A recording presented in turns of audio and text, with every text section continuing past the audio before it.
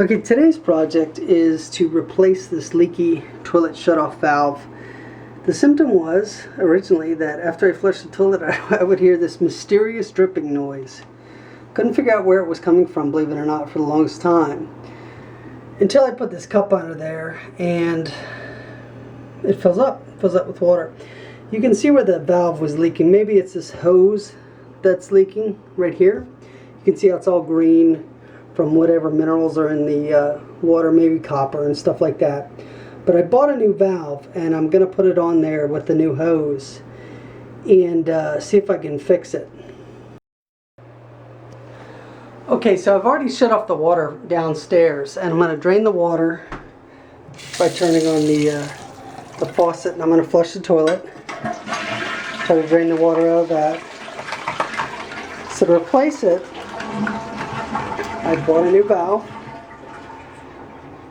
and I bought the line to go on there in case that's the leaking part.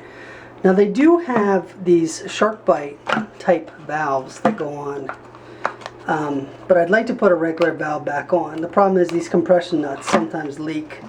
I've had bad experience with them in the past, but we'll try it and see if it leaks, see if it seals it up, and hopefully it'll work. Okay, to do this I have a couple things that I got. I got a bowl to catch the water that runs off when I crack this line open. I got a new line. This one's a 20-incher because I didn't know how long it was from here to there. The old one is kind of coiled up under there. I got a new valve, 1/2 inch in and looks like 3/8 inch out, and this is a 1/4 turn valve.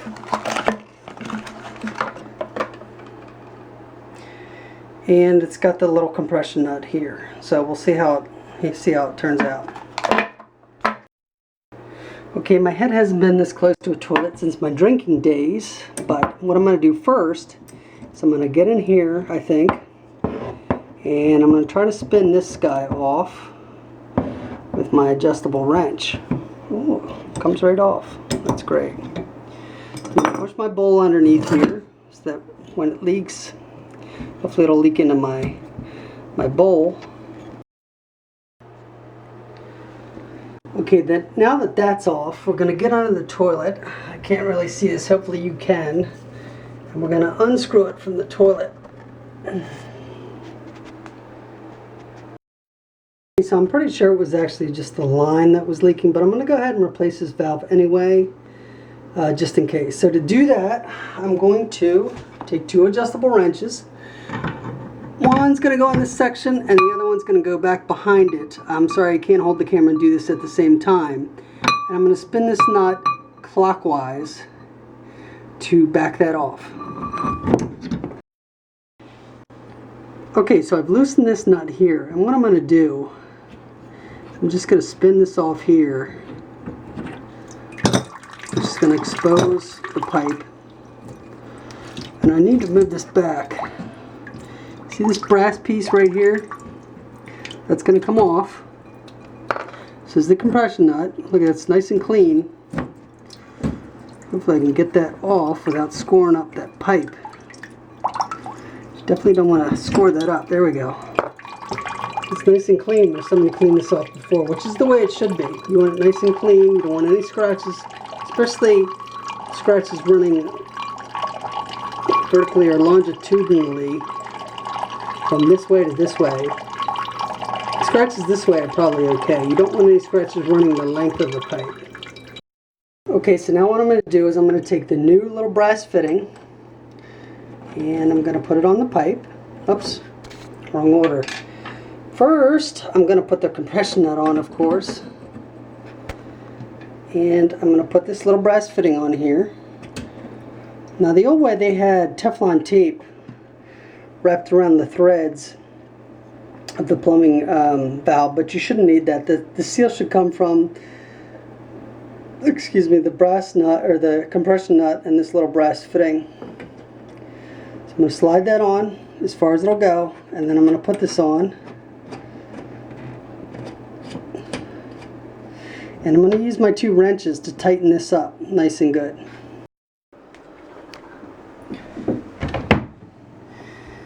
Okay, so I just wanted to show you. I'm doing this a little weird, a little backwards from the way you'd normally see it, I think. And the reason I'm doing this, I will make clear in a minute. But what I'm doing is I'm going to test this valve first, and I'll explain why, to make sure the valve doesn't leak. See, you can look in there and you can see the valve's open right now because you see a hole.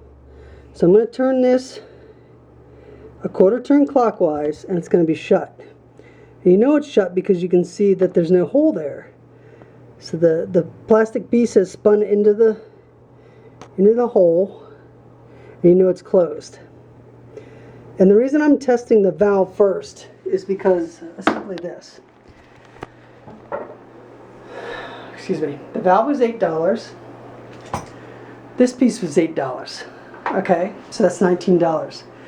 Now if the valve doesn't seal, which sometimes those compression nuts don't, I'm only out $8. And since I'm not putting this on, I can just say this is not used and I'd like to return it.